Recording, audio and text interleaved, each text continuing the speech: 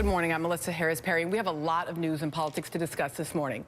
But before we get to that, I am going to start with an apology.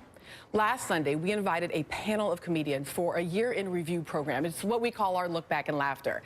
But in one of the segments, we looked at a number of photos that caught our attention over the course of the year. And in that segment, I asked my guests to provide kind of off-the-cuff ideas for captions of the photos that we were seeing. Among the images we aired was one of the Romney family that showed Governor Mitt Romney's grandchildren, including his adopted grandson, who is African-American.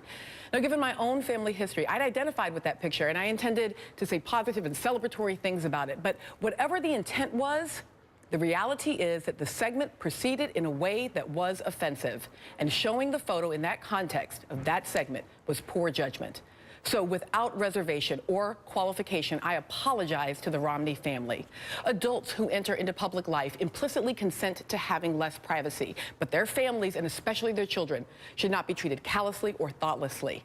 My intention was not malicious, but I broke the ground rule that families are off limits, and for that I am sorry.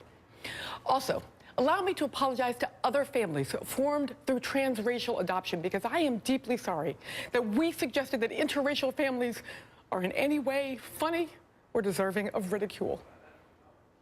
On this program, we are dedicated to advocating for a wide diversity of families. It is one of our core principles, and I am reminded that when we are doing so, it must always be with the utmost respect.